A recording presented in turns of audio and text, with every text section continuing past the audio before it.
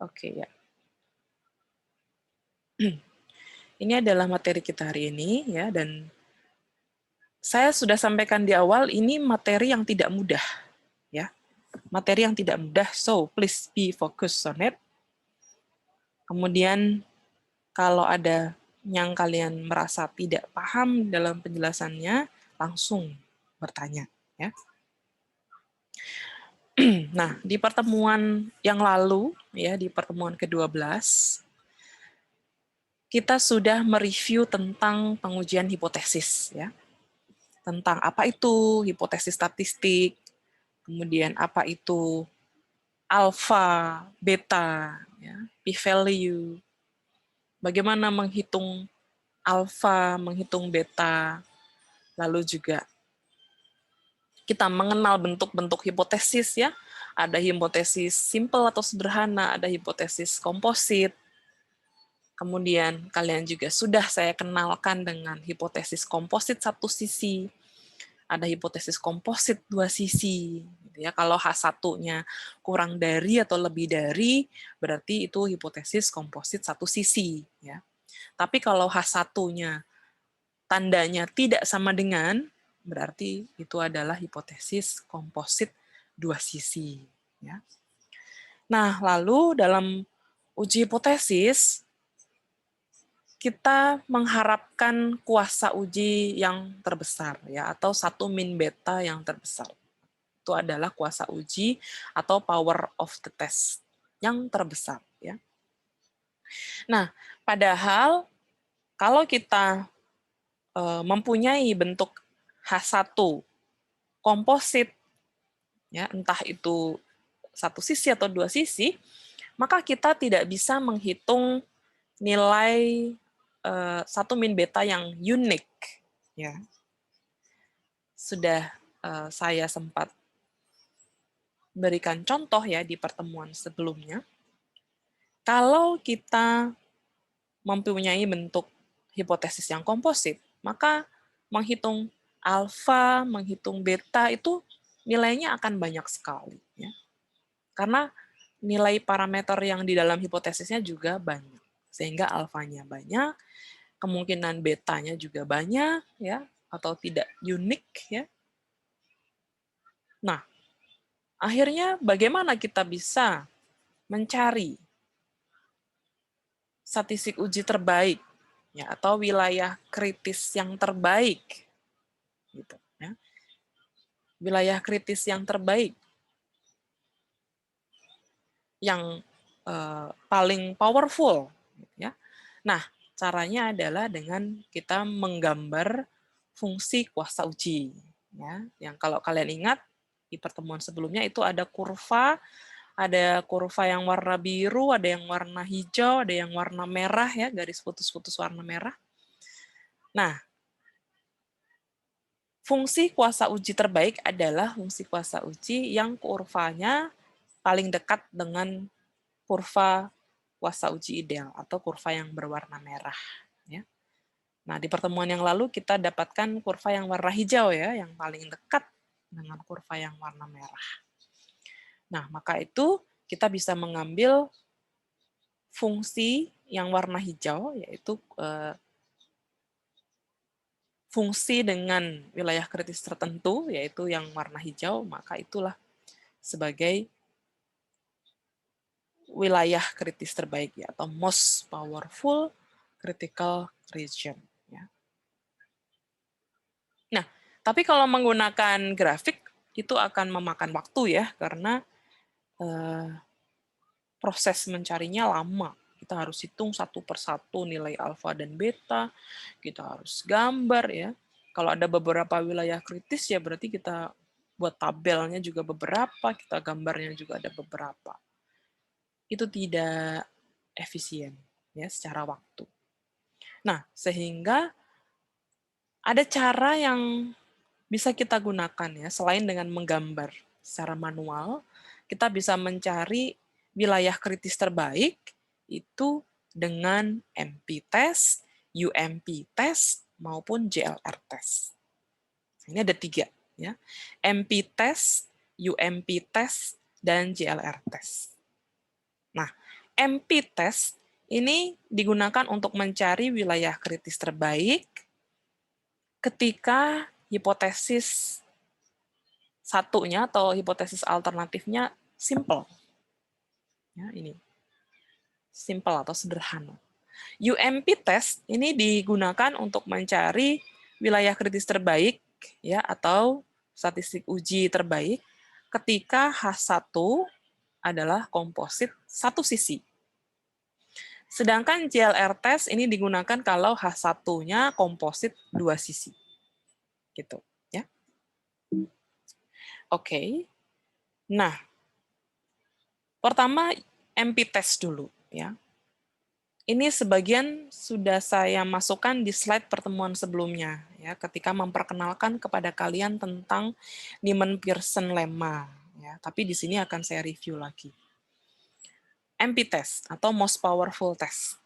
Nah, seperti yang saya sampaikan tadi, ini digunakan untuk mencari most powerful critical region atau best critical region, ya, atau wilayah kritis yang terbaik ketika hipotesisnya simple versus simple.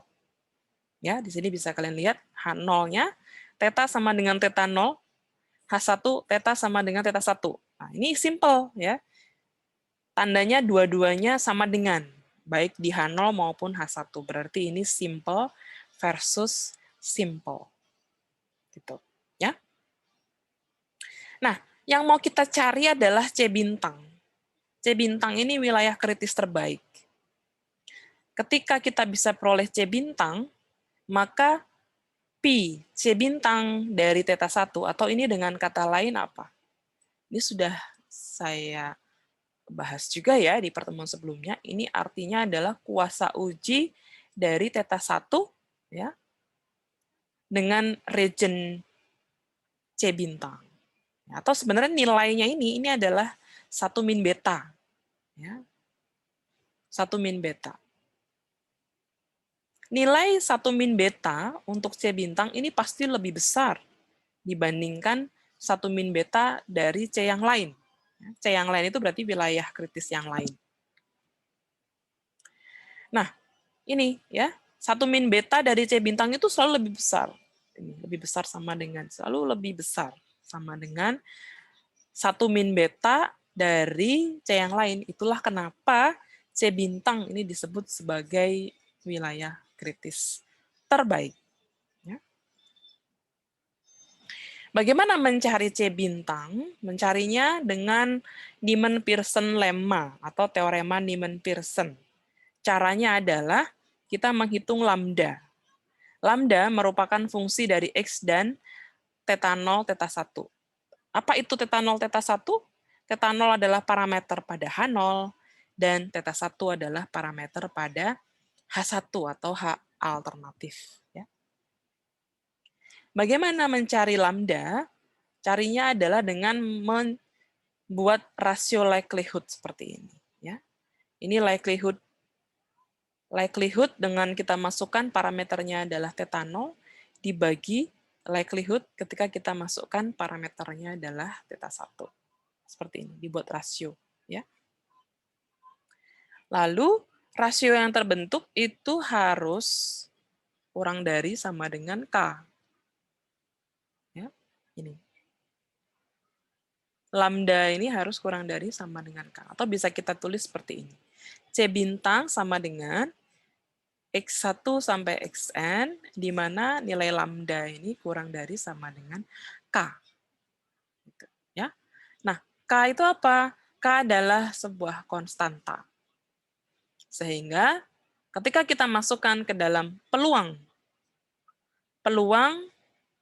tolak H0, padahal H0 benar, sama dengan alfa. Gitu ya. Tolak H0-nya yang mana? Yang ini. Ini. Ya. Karena sekali lagi ini adalah C bintang. C bintang ini berarti adalah wilayah penolakan H0. Adalah wilayah kritis. Maka ini kita bawa ke sini. Ya. Peluang tolak H0. Berarti peluang lambda kurang dari sama dengan K dengan syarat theta 0. Ya. Nah, ini sama dengan alfa. Kalau kita sudah bisa membentuk ke dalam bentuk peluang alfa, maka kita bisa mencari C bintang, ya, atau most powerful critical region. Ini ya, atau kalau mau disingkat bentuk rasio likelihood-nya bisa juga ditulis seperti ini ya. L0 per L1. L0 ini likelihood kita masukkan parameternya parameter pada H0. Sedangkan L1 ini likelihood ketika kita masukkan parameternya parameter pada H1. Ya. L0 per L1 kurang dari sama dengan K, ini adalah wilayah kritis. Ini tadi. Ya, C atau wilayah kritis. Oke. Nah, kita coba lihat contohnya. Suatu sampel acak dengan ukuran N berasal dari sebaran normal dengan varians populasinya sama dengan 1, digunakan untuk menguji ini ya H0 H1-nya. Ini H1 ya. H0-nya mu sama dengan mu 0, H1 mu sama dengan mu 1. Nah, di sini ada ketentuan, ada informasi bahwa mu 1 lebih besar dari mu 0. Mu 1 lebih besar dari mu 0. Gunakan Neyman-Pearson lemma untuk mencari most powerful critical region dengan ukuran alpha. Oke.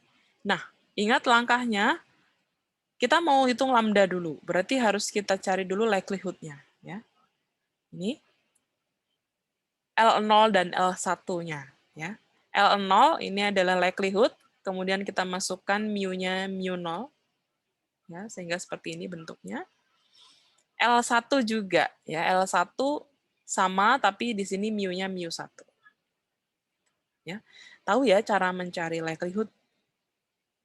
Cara mencari likelihood adalah dengan produk dari PDF masing-masing. Ya. Perkalian dari PDF masing-masing. Oke. Jadinya seperti ini, L0, L1 juga sama, lalu kita buat rasionya. L0 per L1, hasilnya seperti ini. Ya. Nah, rasionya ini adalah lambda tadi, maka dia harus kurang dari sama dengan K. Lambda harus kurang dari sama dengan K. Lalu kita modifikasi. Ini tadi lambdanya masih bentuk eksponen ya. Ini ya, eksponen n per 2 sigma mu 1 kuadrat min mu 0 kuadrat plus mu 0 min mu 1 sigma xi kurang dari sama dengan K. Ini, ya. Kita modifikasi, kita lenkan. Di sini dilenkan, maka yang di kanan juga dilenkan. Hasilnya seperti ini. Kemudian yang berupa konstanta maupun parameter kita bawa ke kanan. Berarti ini dibawa ke kanan. Ya. Ini juga dibawa ke kanan. Sehingga di sisi kiri, ini hanya menyisakan statistik. Ya. Statistik, atau hanya menyisakan suatu nilai yang bisa diperoleh dari sampel. Nah, contohnya seperti ini. Ya. Mu 0 min mu 1 kita bawa ke sana, ya berarti ini dibagi dengan mu 0 min mu 1, tapi hati-hati, tadi ada keterangan dalam soal, mu 1 lebih dari mu 0, mu 1 lebih dari mu 0, maka ini negatif ya. Sehingga ketika ini dibagi dengan mu 0 min mu 1, maka tandanya yang awalnya kurang dari sama dengan berubah menjadi lebih dari sama dengan. Oke? Paham ya? Ini karena negatif, maka tandanya berubah. Yang awalnya kurang dari menjadi lebih dari sama dengan. Oke? Lalu dibagi dengan N dua-duanya. Maka ini sigma xi per N, ini juga ada N-nya di sini. Kenapa Bu dibagi dengan N? Agar yang di sisi kiri ini menjadi bentuk yang mudah kita kenali. Ya. Kalau kita lihat ini kan sigma xi per N ini berarti X bar. Ya. Rata-rata. Ini bentuk yang atau statistik yang kita kenal. Kita kenal dekat, ya, yaitu X bar. Seperti ini. Nah, ini yang kita pakai ya. Nih. Tadi lambda kurang dari sama dengan K, lalu diselesaikan pertidaksamaannya ya. Sehingga kita peroleh di sini suatu statistik ini. Lalu yang di sebelah kanan ini kita replace dengan K bintang. K bintang atau K yang baru. Kalau kalian lihat di sini ini konstanta semua parameter juga kan diketahui ya. Maka ini kita replace, kita ganti dengan K bintang atau K yang baru. Gitu, ya. Ini. Oke. Nah, jadi kalau ditulis C bintang sama dengan, ini C bintang ya, sama dengan, di sini X bar, karena statistiknya, di X bar, di mana tadi ya lambda kurang dari sama dengan K, kita isi dengan ini. Di mana X bar lebih besar sama dengan K bintang. Nah, ini, ya. Oke. Nah, lalu kita bawa ke peluang alfa tadi. Ini kan masih C bintangnya, ya. Ingat stepnya ya. Saya ulangi ini back. Nah, ini ya. C bintang lalu kita masukkan ke dalam peluang alfa. Ini C bintangnya. Kita masukkan ke peluang alfa, berarti peluang tolak H0, berarti ini ya. Tolak H0 yaitu X besar lebih besar sama dengan K bintang. Peluang tolak H0 atau ini wilayah kritis ya, peluang wilayah penolakan H0 given mu 0 ya. Nah, ini sama dengan alfa. Gitu. Oke, seperti yang kita tulis di sini ya, peluang X bar lebih besar sama dengan K bintang given mu 0. Ini di sini ada given mu 0-nya ini harusnya. Given mu 0. Oke. Nah, langkah berikutnya apa? Langkah berikutnya adalah untuk mencari wilayah kritis ya. Kita modifikasi bentuk peluangnya ini. Saya tulis lagi di sini peluang X bar lebih besar sama dengan K bintang given mu 0 ini sama dengan alfa. Maka kita modifikasi ini ke bentuk Z ya, X bar min mu 0 per sigma per akar N. Ya. Lebih besar sama dengan, ini juga yang kiri kita modifikasi, yang kanan pun juga. Ini K bintang min mu 0 per sigma per akar N. Ya. Nah, ini sama dengan alfa.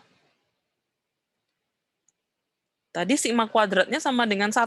Berarti ini X bar min mu 0 per 1 per akar N. Ya. Lebih besar sama dengan, ini juga, ini K bintang. Bu, K bintang atau K boleh ya Bu? Boleh, sebenarnya K bintang ini untuk menanda bahwa ini K yang baru. Gitu ya. Tapi kalau tetap ditulis K juga nggak apa-apa, tapi K-nya bukan K yang awal, ya, melainkan K yang sudah hasil dari Neyman-Pearson lemma. Nah, seperti ini. Ya, ini sama dengan alfa. Oke, berarti ini bisa kita tulis, ini adalah peluang Z lebih besar sama dengan Z alfa.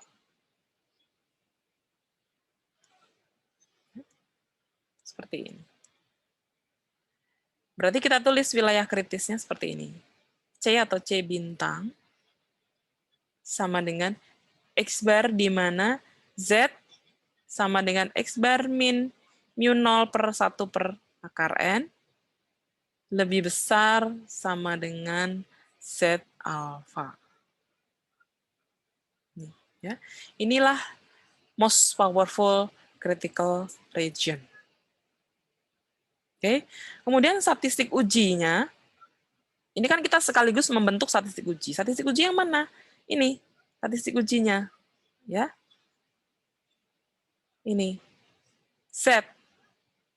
Z sama dengan X bar min mu 0 per 1 per akar N. Ya. Inilah statistik uji. Kemudian kalau kita masukkan X bar dari sampel, kemudian nilai mu 0 yang dihipotesiskan, maka kita akan peroleh Z hitung, ya, atau statistik hitung. Yang Z hitung itu harus kita bandingkan dengan Z alfa, atau nilai Z tabel. Ya. Z tabel. Nilai Z ini harus lebih besar dari Z alfa agar keputusannya adalah tolakan. Oke, jadi seperti itu ya. Ini menjawab, mungkin kalian penasaran ya pada saat di metode statistika, kalian sudah belajar pengujian hipotesis ya. Kenapa uji hipotesis rata-rata satu populasi? Ya. Kenapa menggunakan statistik ujinya Z? Ya. Terus kenapa dibandingkan dengan tabel normal baku? Gitu. Ya. Nah, ini karena most powerful testnya seperti ini ya, X bar lebih besar dari K bintang.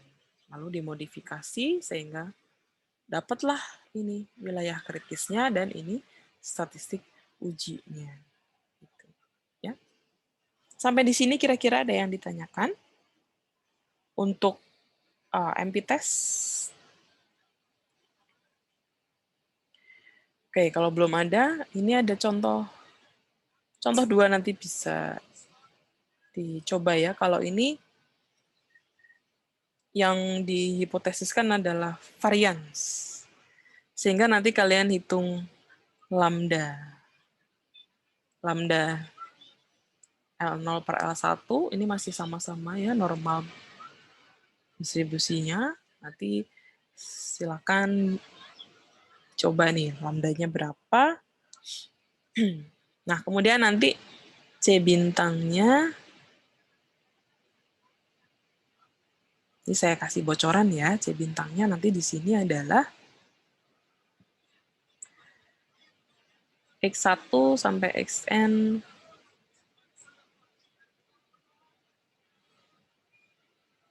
di sini sigma XI kuadrat.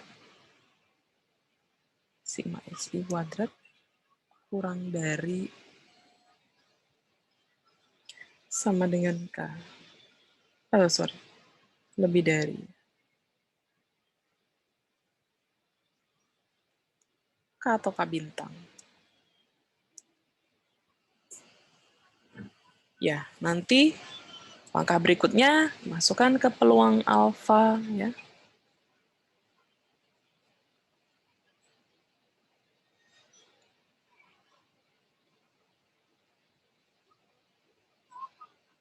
Given sigma 0 kuadrat. Nah, ini sama dengan alfa ya. Oke. Nah, nanti step berikutnya ini nanti akan sangat tergantung dari bagaimana kalian melakukan modifikasi ya. Ini mu-nya 0. Maka di sini kalau saya modifikasi ke dalam bentuk sigma xi min 0 per sigma 0 kuadrat. Gitu, ya. Ini sigma 0 kuadrat. Nah, kira-kira ini akan mengikuti distribusi apa ini, statistik ini? Ada yang bisa menjawab? Xi min 0 per sigma 0, ini adalah Z ya. Z kuadrat berdistribusi chi-square 1, tapi karena di sini sigmanya 1 sampai N, maka akan berdistribusi apa? Chi-square dengan degrees of freedom N. Seperti ini. Ya. Oke, nah maka bisa saya tulis seperti ini kan Xi min 0 kuadrat, maka tetap dia menjadi sigma Xi kuadrat ya. Per sigma 0 kuadrat. Nah, ini pasti lebih besar. Sama dengan chi-square N. Ah, ini kurungnya ketinggalan. Nah, ini sama dengan alfa. Gitu. Ya, atau bisa tulis seperti ini, sama aja. Ya. Oke, jadi C bintang atau wilayah kritis terbaiknya adalah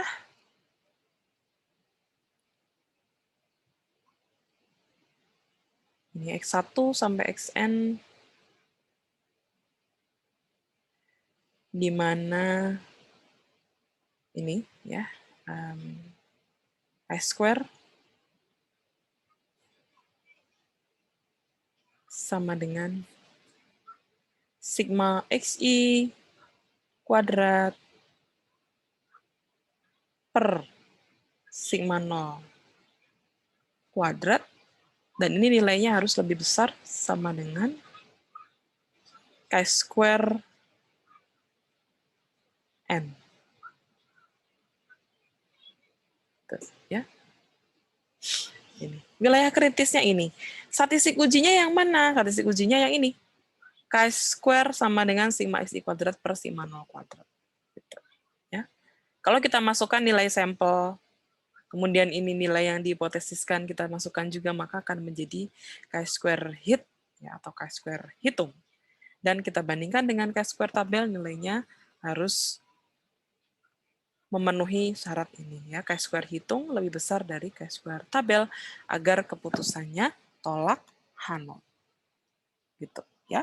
Jadi tadi kita sudah lihat contoh yang untuk hipotesis rata-rata. Kemudian kita juga sudah lihat ini contoh untuk yang hipotesis varians ya, dengan menggunakan most powerful test atau Neyman-Pearson lemma. Ya. Oke. Ini agak beda kalau yang ini ya. Jadi ini ada H0-nya uniform, lalu H1-nya eksponensial. Berarti ini menguji apakah random sampel diambil dari populasi uniform ataukah eksponensial. Ya. Langkahnya sama, ini kita hitung lambda. Ini berarti nanti lambdanya rasio dari likelihood 0 dibagi likelihood 1. Ya. Berarti nanti ini likelihood dari uniform, yaitu 1. Karena uniform 0, 1, maka likelihood-nya 1. Lalu yang eksponensial, ini berarti karena dia eksponensial 1, maka likelihood-nya adalah eksponen pangkat min sigma Xi ya. Karena betanya sama dengan 1. Ya, dan ini nanti nilainya harus kurang dari sama dengan K. Lalu diselesaikan ya dengan Neyman-Pearson lemma Berarti ini sama saja eksponen sigma xi. Eksponen sigma xi kurang dari sama dengan K, gitu ya. Kita lenkan, maka ini menjadi sigma xi kurang dari sama dengan len K. Kita bagi N, maka ini jadi X bar. Ini len K per N. Atau kita bisa tulis dia sebagai K bintang ya. Ini K bintang. Gitu. Oke.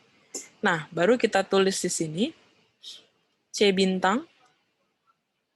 Ini adalah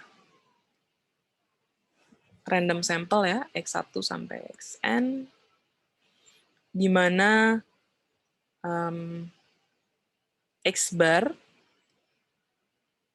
kurang dari sama dengan K bintang. Seperti ini. Lalu kita masukkan ke dalam peluang alfa, peluang tolak H0 padahal H0 benar. X bar kurang dari sama dengan K bintang. Seperti ini. Given, ya, H0 benar berarti ketika X berdistribusi uniform. Nah, seperti ini. Uniform. 01. Nah, ingat bagaimana cara memodifikasinya. Nah, kalau kasusnya seperti ini ya, kita gunakan CLT dengan pendekatan CLT ya. Jadi kita bawa ini menjadi X bar min ekspektasi dari X bar dibagi akar varians dari X bar. X barnya siapa? X barnya uniform. Gitu, ya. Sorry, ini tandanya ada. Ketinggalan tandanya ya. Kita iris dulu. Tandanya ketinggalan, jadi hati-hati ya. Jadi gini, harusnya ini kurang dari sama dengan set alfa. Langsung boleh ditulis set alfa seperti ini. Gitu. Ya. Nah, ingat uniform. X berdistribusi uniform berarti EX masih ada yang ingat ini nilai harapan dari X apa untuk uniform? Wants to answer. A plus B per 2 ya? Iya, betul sekali. Jadi ini setengah. Oke. Lalu varians dari X? Per 12. Ya, betul. B min A kuadrat. Ya, betul lalu. B min A kuadrat per 12 ya. That's good. Berarti ekspektasi dari X bar adalah ini. Ekspektasi dari X bar berapa berarti ya? Setengah ya. Setengah. Ini kan berarti ekspektasi dari sigma xi per n. Sigma xi per n. Nah, seper n-nya bisa keluar dari ekspektasi. Ini menjadi seperti ini ya. Seper n. Lalu karena ini random sample yang IID, maka ini n dikali EX. Gitu. EX-nya tadi setengah. Nah, ini bisa dicoret ya. Berarti di sini EX-nya EX bar-nya juga setengah. Lalu varian X bar berapa kira-kira varian X bar? Varian X bar? 1/12 N ya. 1/12N. Nah, maka nanti di sini, ini peluang X bar min setengah per akar 1/12N.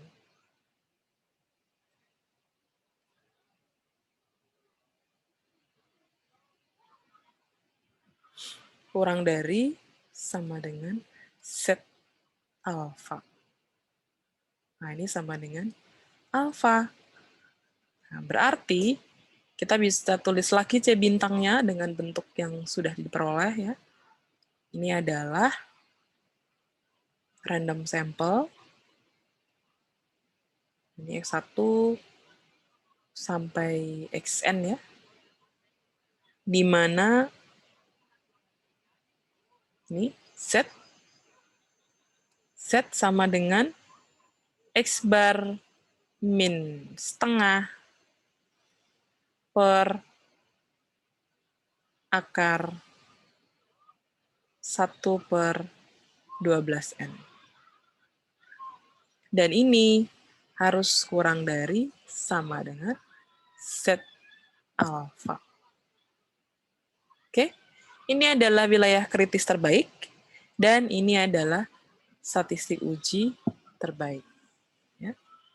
Statistik ujinya Z sama dengan X bar min setengah per akar 1/12N, statistik uji.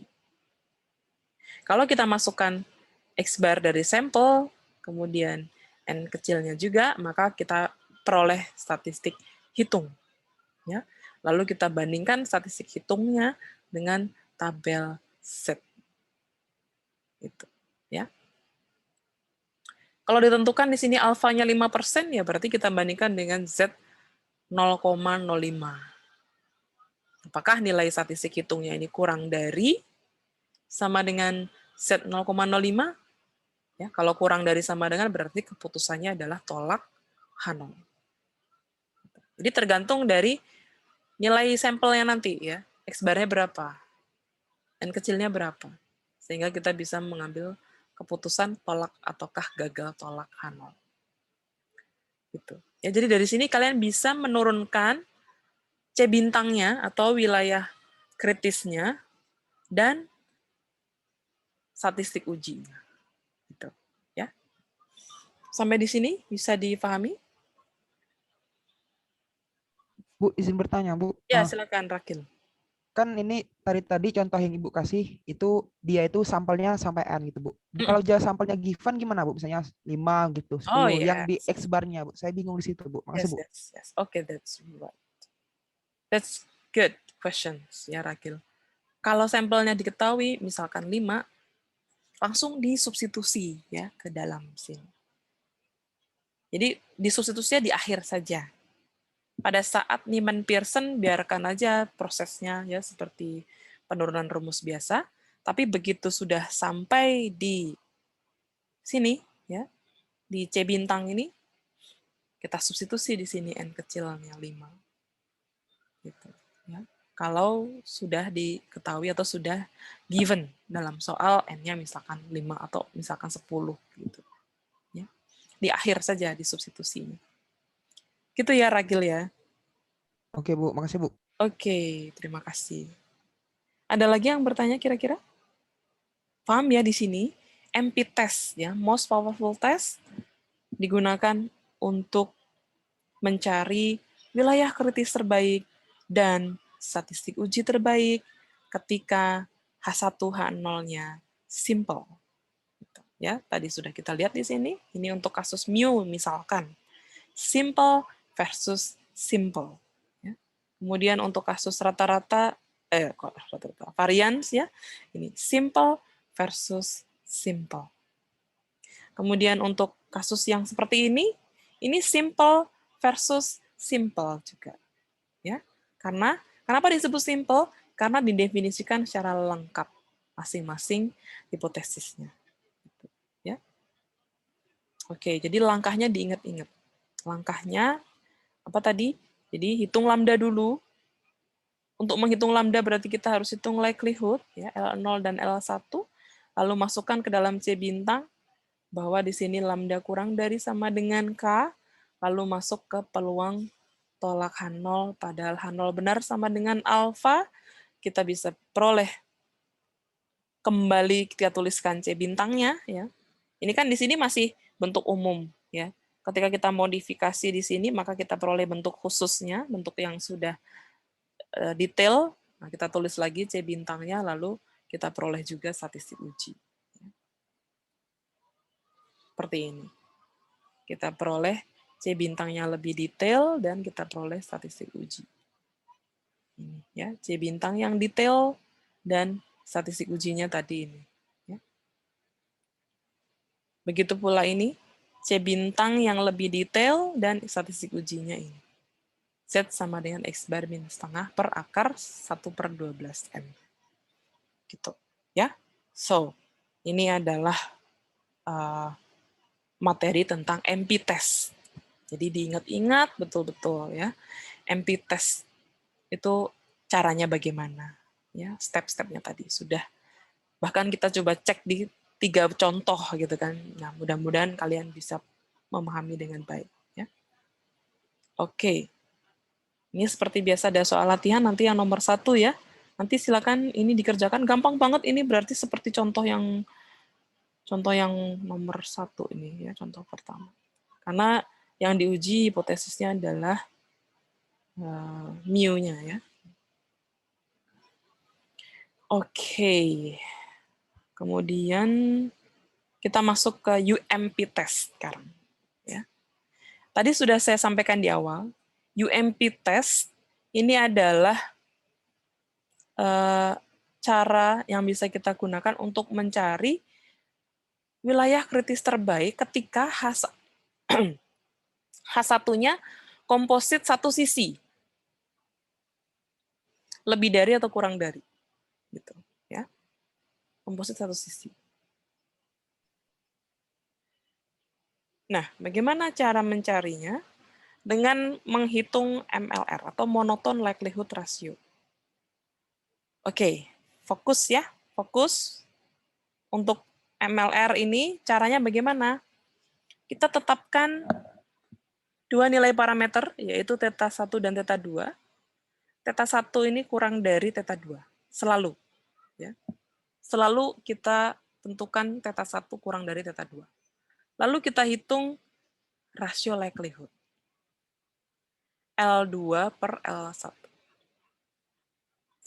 L2 ini adalah likelihood dengan parameter θ2. L1 likelihood dengan parameternya θ1. Ini lambda. Ya. Dan ini harus kurang dari sama dengan K. Oke, jadi pertama saya ingatkan ya bahwa tetap prosesnya adalah mencari rasio likelihood.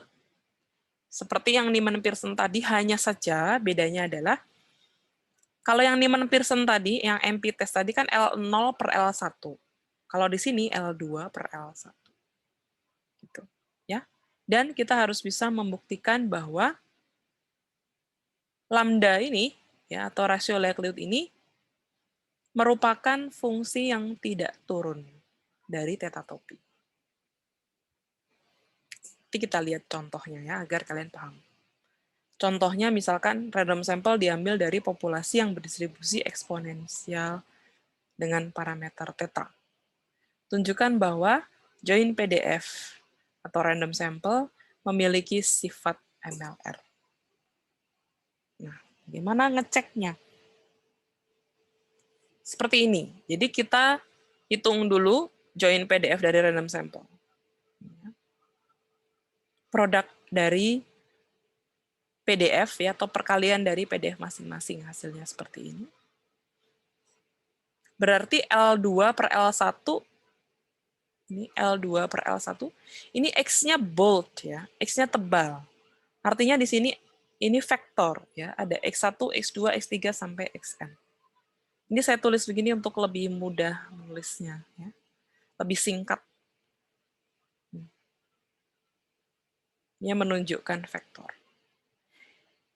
Oke, sehingga rasio likelihood-nya seperti ini jadinya.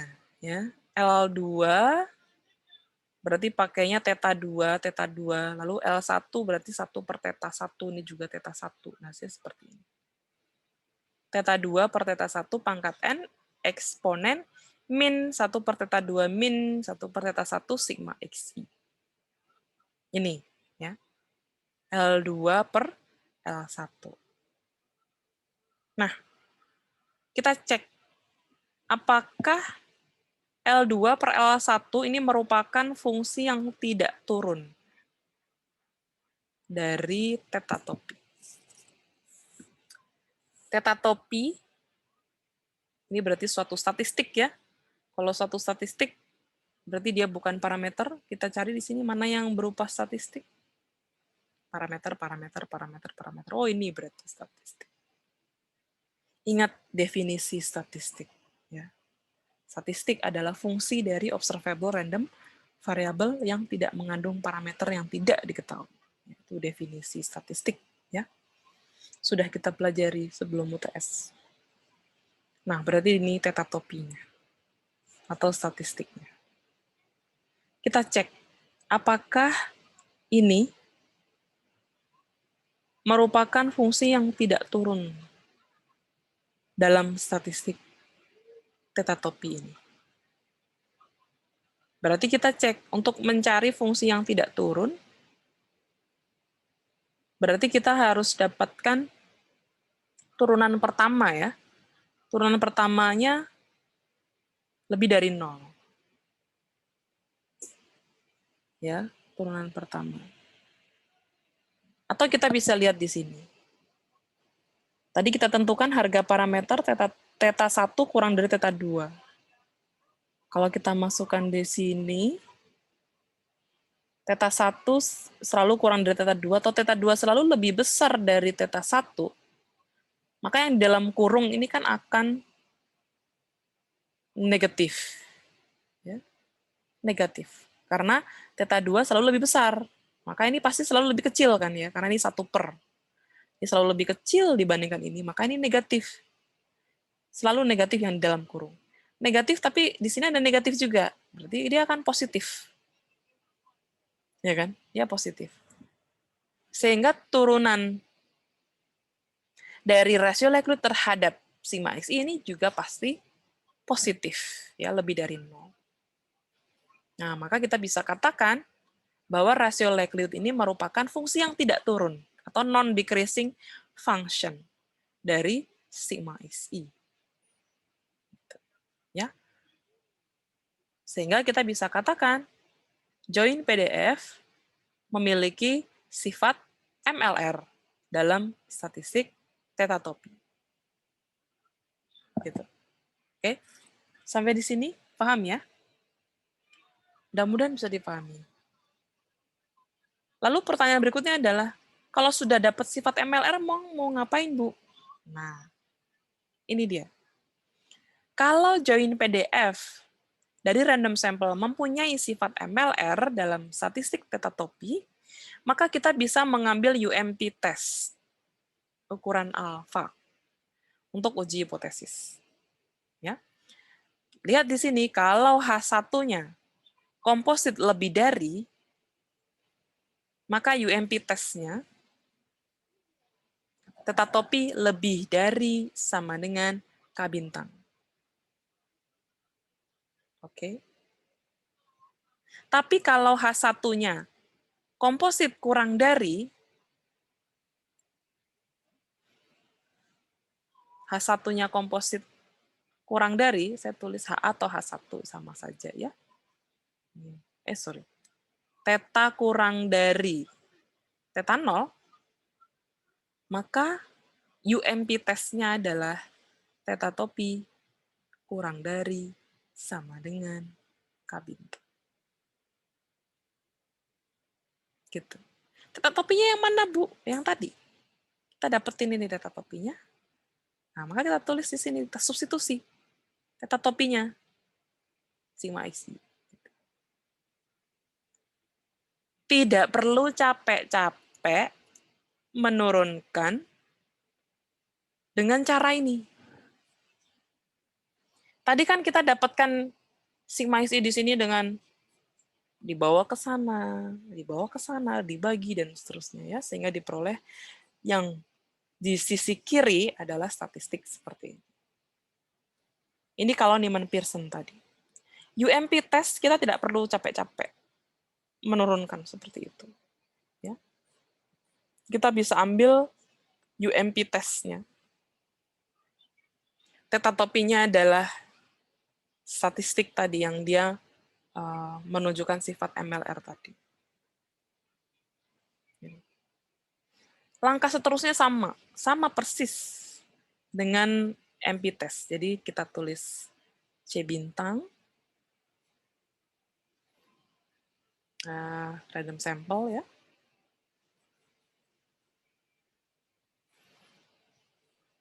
Kemudian di mana ini, ya, sigma XI lebih besar sama dengan K bintang. Gitu. Lalu kita masukkan ke peluang alfa. Ya. Peluang alfa berarti ini, peluang sigma XI lebih besar sama dengan K bintang given H0 benar. Ya kan, ya? Peluang tolak H0 padahal H0 benar. H0 benar, kita ambil suatu nilai. Di sini ada sama dengannya, maka kita bisa ambil suatu nilai.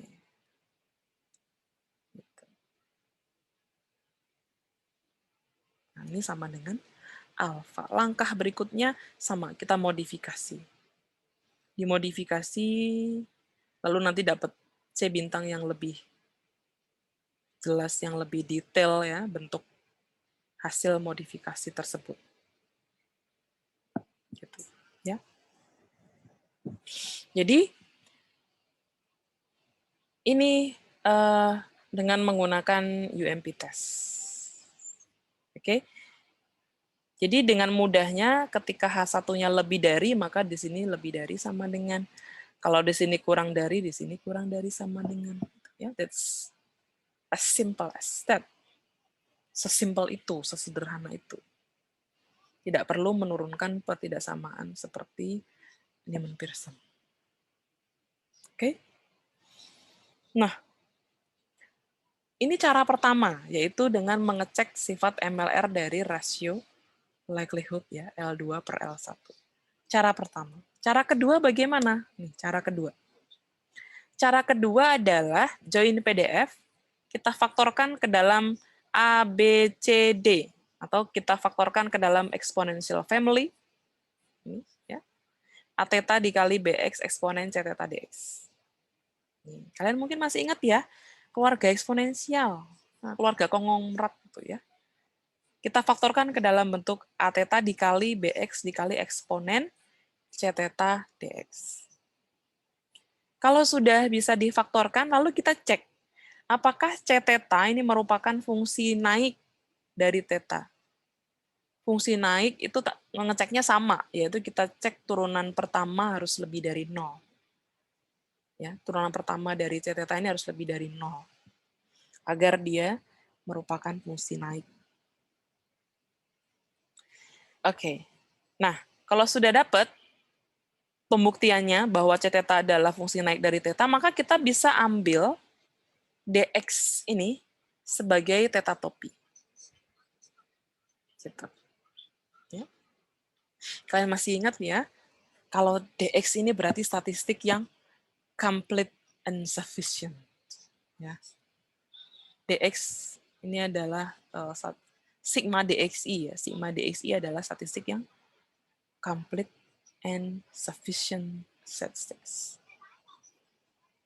Gitu. Oke. Kita ambil dia sebagai theta topi.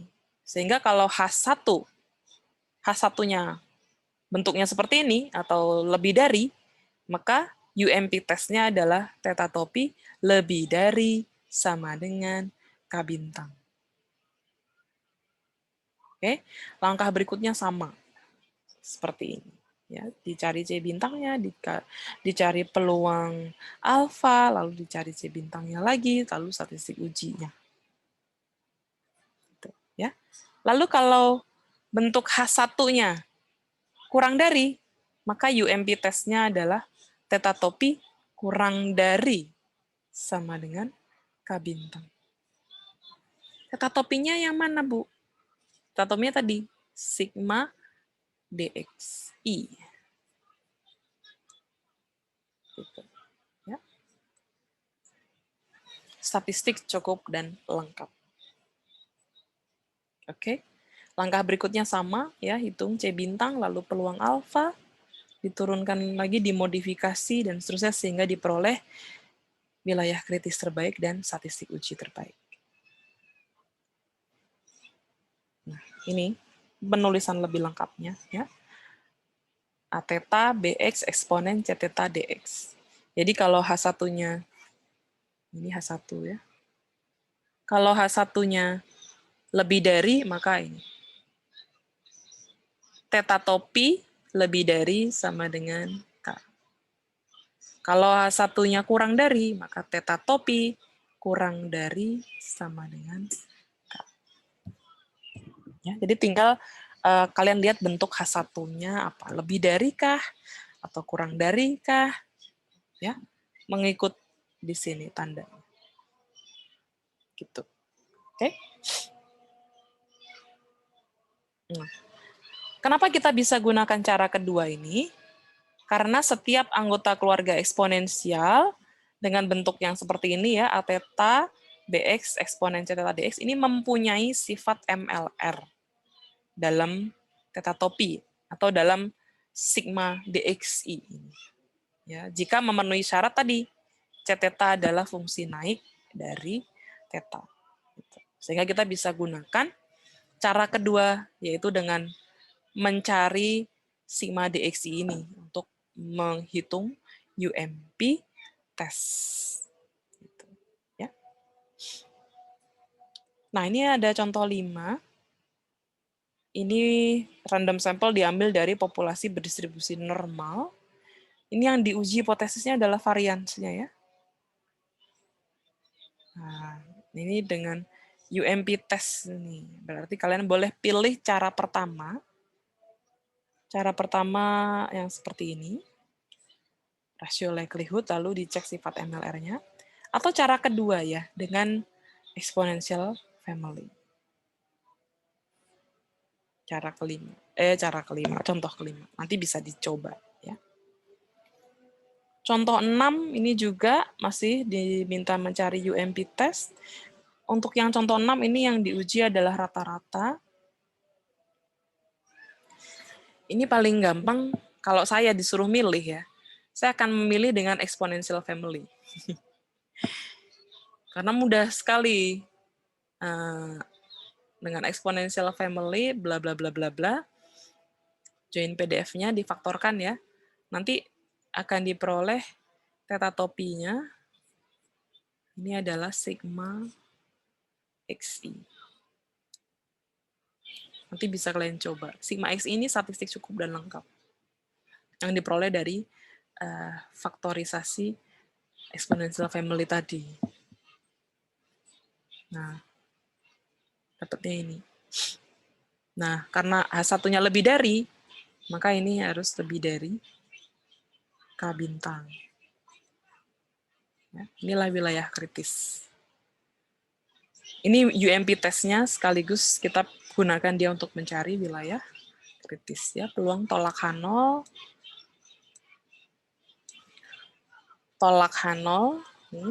padahal H0 benar.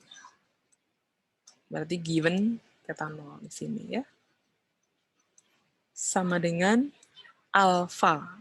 Lalu kita modifikasi. Ini kebentuk normal baku. X bar min theta 0 per sigma. Sigmanya berarti 3 ya. 3 per akar N. Nah, ini bisa kita tulis langsung di sini Z alfa ya. Nah, berarti wilayah kritis terbaik atau best critical region-nya adalah sini random sample, di mana Z sama dengan X bar min theta 0 per 3 per akar N.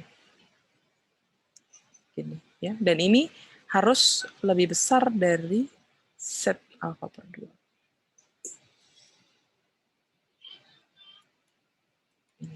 Ya. Lebih besar sama dengan, ya, tanda sama dengannya ketinggalan.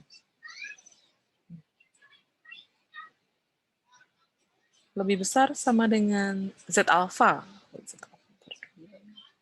Oke, ya, dan inilah statistik uji. Gitu. Ya. Oke. Ini UMP test. Lalu seperti biasa ada soal latihan. Nanti kalian bisa dicek soal latihannya dan dicoba ya. Boleh menggunakan cara pertama atau cara kedua dengan rasio likelihood ya L2 per L1 boleh, atau yang exponential family juga bisa. Nah, tips dari saya, kalau sebarannya diskrit seperti ini ya, Bernoulli, Poisson, ini lebih efisien menggunakan exponential family. Ya, dan kalian pun sudah pernah ngecek ya pada saat saya memberikan tugas materi sebelum UTS ya, pada saat kita belajar tentang sifat yang terakhir ya, sifat complete and sufficient, itu kan kalian saya minta buktikan apakah binomial, apakah Bernoulli, apakah Poisson masuk ke dalam keluarga eksponensial. Itu saya ingat banget tuh, ada 8 soal kalau nggak salah saya minta kalian buktiin. Nah ini jelas ya, masuk keluarga eksponensial family ini.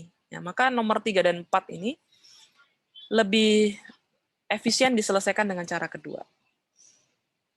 Kemudian yang nomor 1 dan nomor 2 bisa dengan dua-dua cara, sama-sama efisiennya kalau itu ya. Oke, kemudian nah ini yang terakhir ya, generalized likelihood ratio test. Tapi sebelum ke sini, untuk UMP test apakah ada pertanyaan? UMP test sampai di sini saya review dulu ya. Jadi MP test dengan menggunakan Neyman-Pearson lemma itu digunakan ketika hipotesisnya simple versus simple.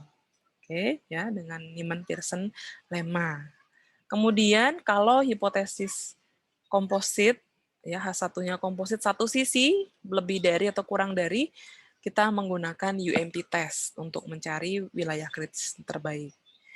Ada dua cara, yaitu dengan rasio likelihood, ya L2 per L1, kita cari sifat MLR-nya. Kemudian cara yang kedua dengan exponential family. Oke, tuh ya. Kemudian terakhir, JLR, generalized likelihood ratio test atau JLR test. Ini sama, hampir sama ya, hampir sama atau mirip dengan cara MP test dan UMP test.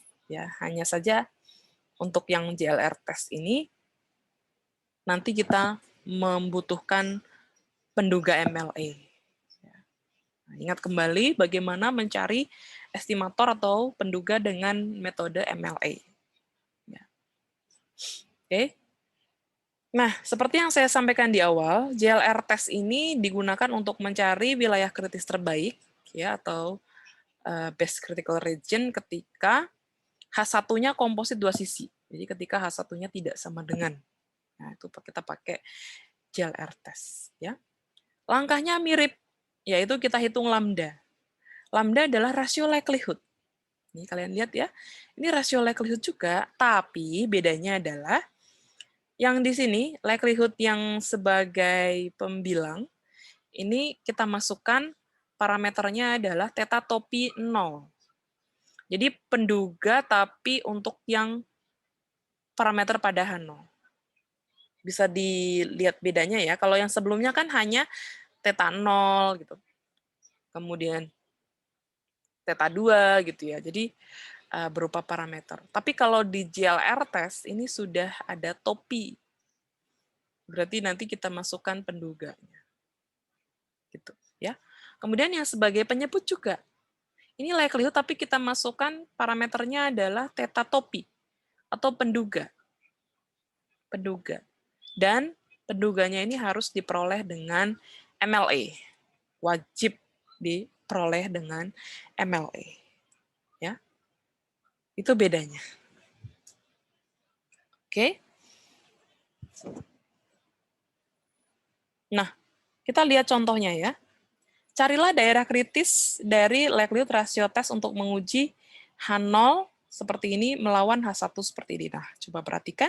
H1-nya ini komposit dua sisi. Ini ya. Kemudian di sini dikasih informasi bahwa sampel acaknya berukuran N kecil dan diambil dari populasi yang menyebar normal dengan sigma kuadrat diketahui. Oke, so penyelesaiannya adalah kita hitung dulu ya max L0 yang di ini sebagai pembilang ya, max L0.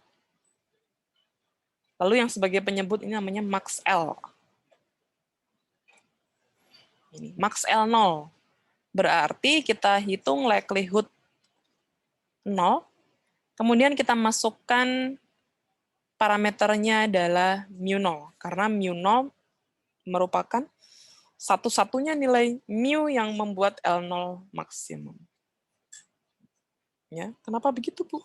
Lah ini, mu sama dengan mu0 ya, berarti nilainya ya mu0 gitu ya. Nih, ya likelihood 0, di sini kita tulis parameternya adalah mu0.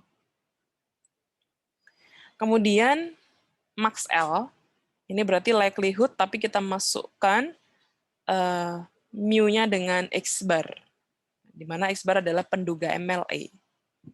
Penduga MLA bagi mu, maka di sini X bar. Oke. Lalu kita hitung rasio likelihood-nya atau lambda-nya ya. Lambda sama dengan ini eksponen dari min n per 2 sigma kuadrat X bar min mu 0 kuadrat. Jadi ini udah bentuk yang sederhana ya. Ini kalau dibagi, ini bisa dicoret gitu ya. Ini juga bisa dicoret, sehingga menyisakan bentuk yang seperti ini. Oke. Dan ini harus kurang dari sama dengan K. Lalu ini ekuivalen dengan X bar min mu 0 kuadrat lebih besar sama dengan K. Ekuivalen ini sebenarnya langkahnya ada nih sebelum ini. Jadi dilenkan gitu ya, dilenkan. Lalu min n per 2 sigma kuadrat ini dibawa ke sana, maka ini K dibagi min n per 2 sigma kuadrat, sehingga tandanya yang dari awalnya kurang dari menjadi lebih dari. Paham ya? Jadi ini sebenarnya di sini ada stepnya tapi diringkas. Ya, tandanya menjadi lebih dari karena dibagi dengan min n per 2 sigma kuadrat. Ya. Nah, berikutnya adalah ini bentuk kuadrat. Nah, maka kita bisa ambil nilai mutlaknya, ya. Mutlak X bar min mu 0 lebih besar sama dengan K. Maka kita bisa masukkan ke dalam peluang alfa ya, peluang mutlak X bar min mu 0 kita modifikasi, kita bagi dengan sigma per akar N. Nah, maka bentuknya seperti ini.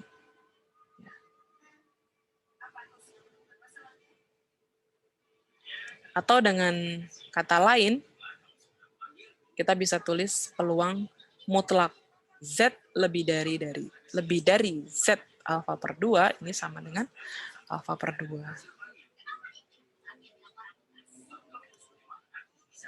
Ini ya. Berarti di sini K-nya adalah Z alfa per 2. Atau kita bisa ambil ini sebagai statistik uji. Ya.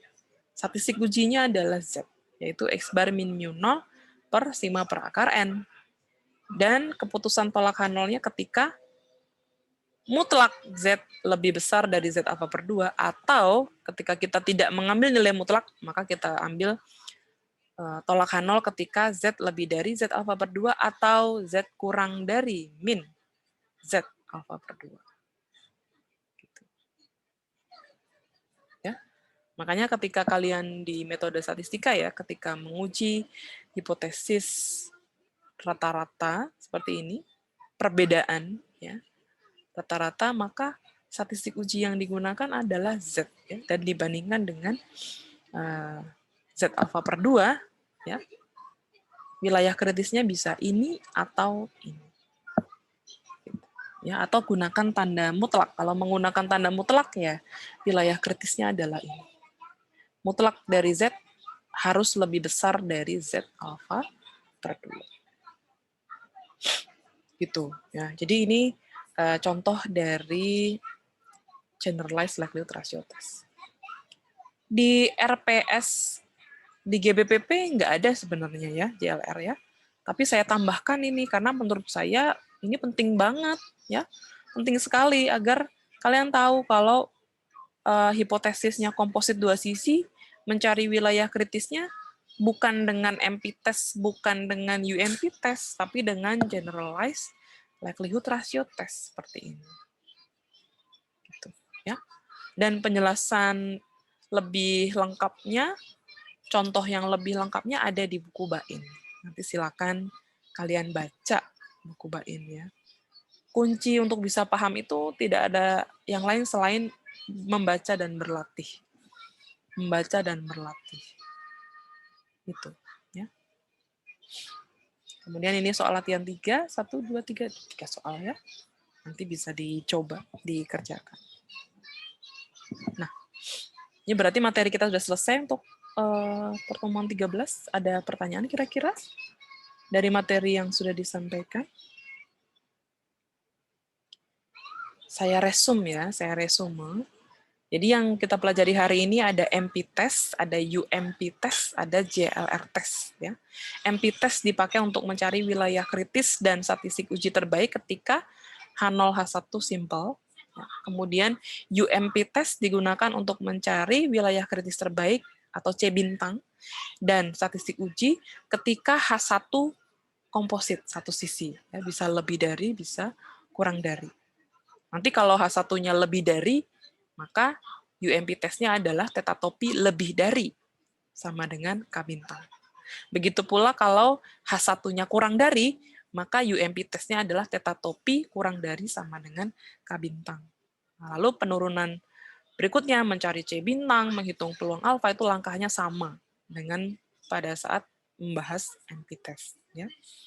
Lalu yang terakhir, JLR test, ini digunakan untuk mencari wilayah kritis terbaik atau statistik uji terbaik ketika H1 komposit dua sisi, ya, atau ketika H1-nya bentuknya tidak sama dengan gitu, ya. Oke, itu resumenya ya. Jadi mudah-mudahan bisa dipahami dengan baik. Kalau ada pertanyaan bisa ditanyakan, silahkan. Ini saya stop share dulu ya. Oke.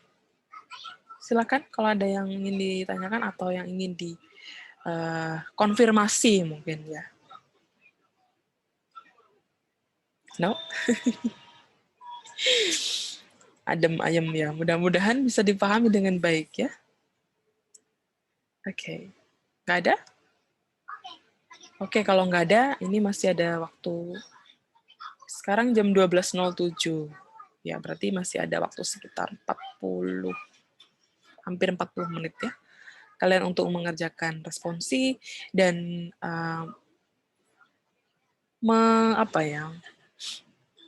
mempelajari, memahami kembali apa yang tadi dibahas ya.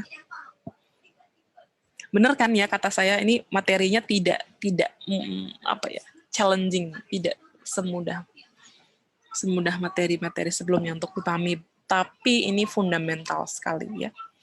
Jadi kalian akan punya pemahaman yang lengkap ya, tidak hanya secara praktek nih, menguji hipotesis, tapi juga tahu kenapa dalam uji hipotesis rata-rata perbedaan rata-rata, kemudian uji hipotesis rata-rata lebih dari kurang dari, atau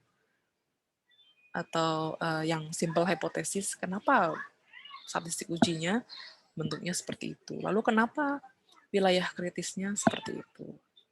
Ya, ini materi yang bisa dikatakan materi konsep ya, fundamental of hipotesis testing yang harus dikuasai oleh mahasiswa. Oke, kalau tidak ada pertanyaan, mungkin kita bisa cukupkan ya untuk pertemuan hari ini. Tidak ada? Oke, I think kalian bisa melanjutkan untuk mengerjakan responsi ya. Oke, tetap semangat.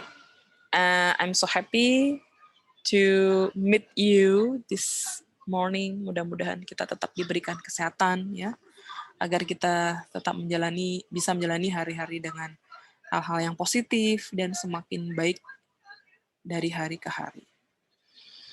Oh ya, saya punya quotes yang menurut saya dalam beberapa hari ini, quotes itu menurut saya sangat-sangat positif untuk diri saya ya. Tapi ya mudah-mudahan itu juga positif buat kalian. Jadi terkadang kita itu sibuk membandingkan diri kita dengan orang lain ya. Apalagi kalau masa Lebaran itu kan kalian sering scroll temen-temen ngapain gitu kan, scroll sana scroll sini.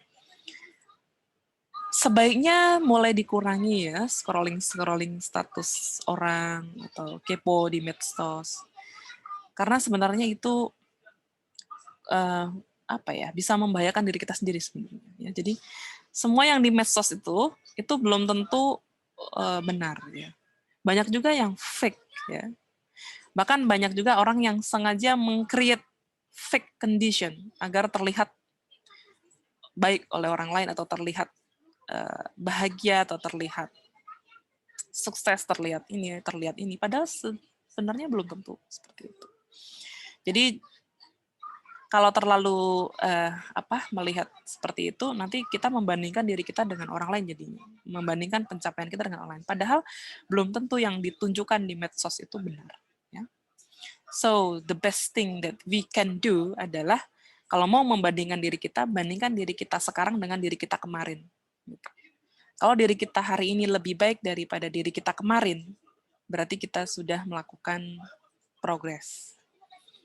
Gitu, untuk menuju lebih baik. Jangan pernah membandingkan diri kita dengan orang lain. Ya, bandingkan diri kita dengan kemarin.